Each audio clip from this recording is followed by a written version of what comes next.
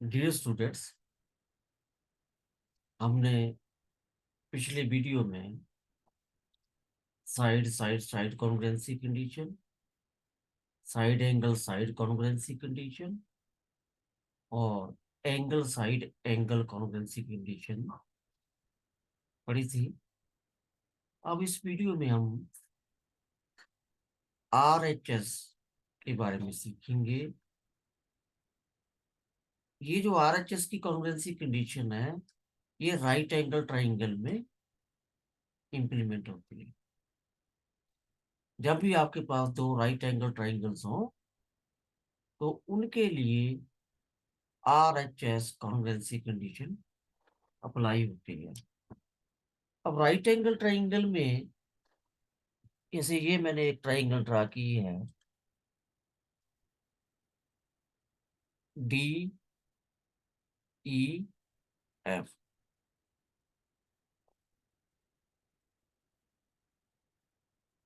अब जो EF है, इसको हमने बेस माना है क्योंकि ये ट्राइंगल इसके ऊपर टिकी हुई है। TE को क्या है, परपेंडिकुलर। अब वैसा वर्सा भी कर सकते हैं कंडीशन के हिसाब से। और जो DF है, ये है हाइपोटेन्यूज। अब बेस को हम हिंदी में बोलते हैं आधार, परपेंडिकुलर को बोलते हैं लंब, और हाइपोटेन्यूज को हिंदी में बोलते हैं कर्व। जब भी आपने RHS की कंडीशन के अकॉर्डिंग ट्राइंगल को कॉन्ग्रुएंट शो करना है, तो H मींस उसमें हाइपोटेन्यूज आपका इक्वल होना ही चाहिए, वो मस्ट है।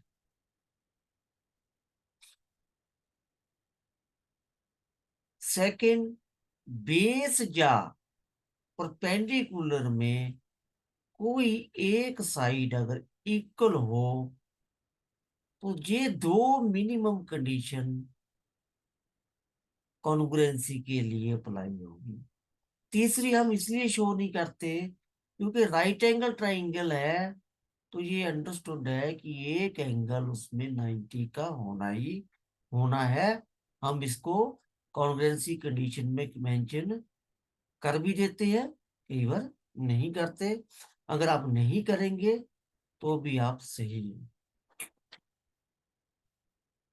अब जैसे मेरे पास ट्राइंगल है ABC और दूसरी है PQR। अब जैसे triangle ABC congruent triangle PQR, तो मैंने ट्राइंगल को जो इसके वर्टेक्स है वो एंटी क्लॉकवाइज डायरेक्शन में दोनों को लिखा।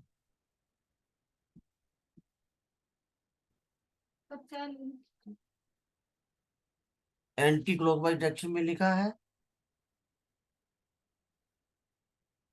तो सबसे पहले तो मैंने इनमें आइडेंटिफाई करना है कि मेरा हाइपोटेन्यूज इक्वल होना चाहिए दोनों।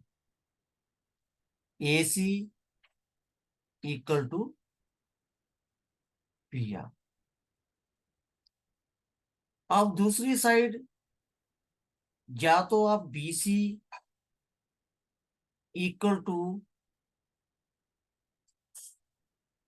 QR शो कर लो, तो ये दो मिनिमम कंडीशन लिखने से ही आपकी कॉन्ग्रुएंसी वैलिड मानी जाएगी। Angle B is equal to angle Q अगर आप नहीं भी लिखते हैं 90 डिग्री, तो भी आप सही है, क्योंकि राइट एंगल ट्राइंगल है तो एक एंगल तो 90 का होना ही होना है। ये अंडरस्टूड है। तो ऐसे को बोलते हैं राइट हाइपोटेन्यूज साइड। दूसरे, अगर आप बेस को इक्वल ना शो कर पाए सेकंड में, मान लीजिए आपने कह दिया कि hypotenuse AC is equal to PR मेरा इक्वल है। दूसरा, अगर आपने AB equal to PQ show कर दिया, AB ये इनका परपेंडिकुलर है, तो भी आर एच एस के अकॉर्डिंग ये दोनों ट्राइंगल क्या है, आपकी कॉन्ग्रुएंट है। अगर आपकी ट्राइंगल ऐसी लिखी गई हो, triangle A C B congruent triangle P R Q, तो ए सी के कॉरस्पॉन्डिंग आपकी पी आर होगी, बी सी के कॉरस्पॉन्डिंग आपकी आर क्यू, ए बी के कॉरस्पॉन्डिंग आपकी पी क्यू। ये कॉरस्पॉन्डिंग साइड आइडेंटिफाई करने का मेथड है, जो कॉन्ग्रुएंसी के लिए बहुत ही इंपॉर्टेंट है। उम्मीद है बेटा आपको ये चीज समझ आ गई होगी। मेरा आप लोगों को एक और सजेशन है कि आप अलग अलग ना होकर एक ही डायग्राम में जब दो दो ट्राइंगल्स होती है, तो ऐसे क्वेश्चंस की आप ज्यादा से ज्यादा प्रैक्टिस करें। अब हम इसका एक एप्लीकेशन पार्ट कर लेते हैं। इस डायग्राम में A B equal to C D है। ए बी, ये ए बी है, इक्वल टू सी डी।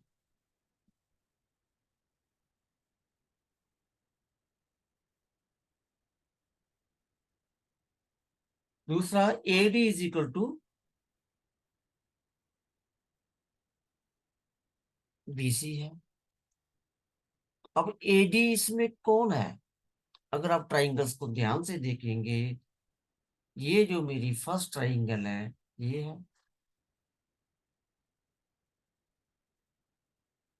जिसको मैं हाईलाइट कर रहा हूं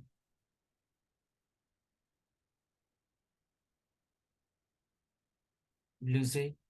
तो ये राइट एंगल ट्राइंगल है।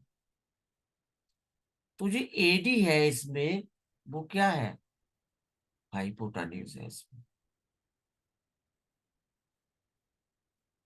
अब दूसरी ट्राइंगल लेंगे हम। अब दूसरी ट्राइंगल में भी जो आपका बी इस ए सी है, उसका बेस भी एक जैसा ही है। अब जिस पार्ट को मैं हाईलाइट कर रहा हूं, ये सेकंड ट्राइंगल। अब आप ध्यान से देखेंगे, ये दोनों ट्राइंगल एक ही बेस पे टिकी हुई है, वो है एसी। तो सेकंड उसने कहा था कि जो एडी है, वो पहली ट्राइंगल का हाइपोटेन्यूज बनता है इक्वल टू बी सी, दूसरी ट्राइंगल का हाइपोटेन्यूज। ये तो इक्वल हो गया। और कॉन्ग्रुएंसी हम आरएचएस जो पढ़ा है उसमें हाइपोटेन्यूज तो आपका इक्वल होना ही चाहिए। वो मेरे पास गिवन हो गया। तो आप लिखेंगे ट्राइंगल ए, अगर मैं ए D C C A B ले लूं, तो क्या मैं सही हूं?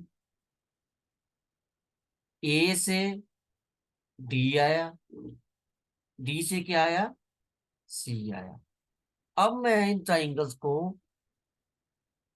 अलग अलग आपको समझाता हूँ। मान लो ये पहली ट्राइंगल मेरी इस पोजीशन में है।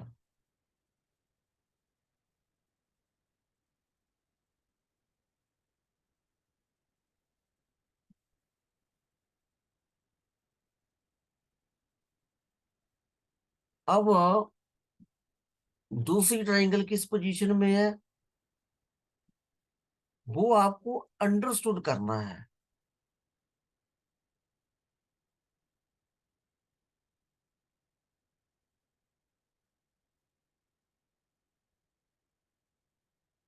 ठीक है, इस पोजीशन में अप्रोक्सीमेटली है, जो मैंने अभी बनाई है आपके सामने। यहां मैंने आपको बनाकर बता दी, लेकिन वहां आपको सिर्फ सोचना है लॉजिकली। अब ये देखिए, ये साइड बेटा आपकी डी, ये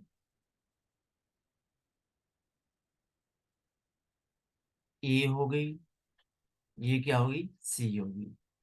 जब दूसरी ट्राइंगल देखेंगे इसी पोजीशन में, तो ए आपका ये हो गया, ये सी हो गया, तो ये क्या हो गया, बी। दोनों को मिक्स करूंगा तो ये आपकी जो गिवन डायग्राम बनेगी। अब इसमें इसने कह दिया कि ए डी, ये साइड जो है वो किसके इक्वल है, बीसी के हाइपोटेन्यूज इक्वल हो गया। अब ट्राइंगल उसने लिखी कैसे है, यही मैंने आपको, अगर मैं पहले वाली कंडीशन लेता हूं, A D C congruent triangle C A B, तो इसके अकॉर्डिंग ए डी जो है इक्वल टू सी ए होना चाहिए। तो आप ध्यान से देखो, ए डी जो है फर्स्ट ट्राइंगल में क्या है, हाइपोटेन्यूज है, और दूसरी ट्राइंगल में क्या है, वो अपना बेस है। तो ये तो कॉन्ग्रुएंसी नहीं लिखी जा सकती। अगर मैं सेकंड लेता हूं, A D C congruent B A C, अब ए डी आपका हाइपोटेन्यूज है, बी ए इक्वल होगा, बी ए आपका यहाँ पर पेंडिकुलर है, तो ये भी नहीं हो सकता। फिर तीसरी कंडीशन लिखी है उसने, triangle A D C congruent triangle C B A. अब ए डी पहली ट्राइंगल में क्या है, इक्वल होना चाहिए सी बी के। तो ए डी पहली ट्राइंगल का हाइपोटेन्यूज है, और सी बी या बी सी दूसरी ट्राइंगल का हाइपोटेन्यूज है। तो ये कंडीशन जो इस फॉर्म में लिखी गई है, ये आपका राइट आंसर है। कॉरस्पॉन्डिंग साइड पहचानना आपके लिए सबसे ज्यादा इंपॉर्टेंट है। उसको पहचानने का यही तरीका है जो मैंने आपको बताया। जैसे ट्राइंगल लिखी गई है, जैसे A D equal to C B, दोनों का हाइपोटेन्यूज इक्वल हो गए। अब दूसरी बार में आप B C D C equal to B A, D C क्या है, परपेंडिकुलर, बी ए क्या है, परपेंडिकुलर, ये इक्वल कर दो। लेकिन ये मेरे पास गिवन नहीं है, तो सी ए दोनों में क्या है, कॉमन है, ये इक्वल हो सकता है। तो मेरे पास A D equal to C B and A C equal to A C, या इसको सी ए इक्वल टू सी ए, एक ही बात है। अब इस ट्राइंगल में ये गिवन हो गया, ये मेरे पास साइड जो थी दोनों ट्राइंगल में कॉमन हो गई, और राइट एंगल ट्राइंगल है ही है, तो इसका मतलब by R H S, right hypotenuse side congruency condition से ये ट्राइंगल बेटा आपकी कॉन्ग्रुएंट हो गई। अब मुझे उम्मीद है कि आपको ये कंसेप्ट अच्छी तरह से समझ आ गया होगा, और आप ऐसे और एग्जाम्पल किताब में से या रेफरेंस बुक में से ढूंढ के प्रैक्टिस करनी है, जिसमें एक ही डायग्राम में दो दो ट्राइंगल्स हो, और कॉरस्पॉन्डिंग साइड कैसे पहचाननी है, इसके ऊपर मैंने ज्यादा फोकस किया है। कि जैसे ट्राइंगल को लिखा गया है, जैसे A D C, A D सी, ए से डी गए, और डी से कहाँ आए, सी आए, और ये ट्राइंगल आपकी एंटी क्लॉकवाइज डायरेक्शन में लिखी है। दूसरी सी बी ए, ये ट्राइंगल आपकी क्लॉकवाइज डायरेक्शन में लिखी है। ए डी सी और सी बी ए, तो लिखने के तरीके से ही आपको आइडेंटिफाई करना है कि कौन सी साइड दूसरी साइड के कॉरस्पॉन्डिंग इक्वल होगी। यही इसका मेथड है। अगर आपने इस चीज को अंडरस्टूड कर लिया, तो आपको जिंदगी भर कॉन्ग्रुएंसी कंडीशन नहीं भूल सकते। और ऐसी एक्सप्लेनेशन आपकी किताबों में भी नहीं है, कि आपने कॉरस्पॉन्डिंग साइड कैसे पहचाननी है। तो मुझे इस बात की उम्मीद है कि ये आपको समझ आ गया।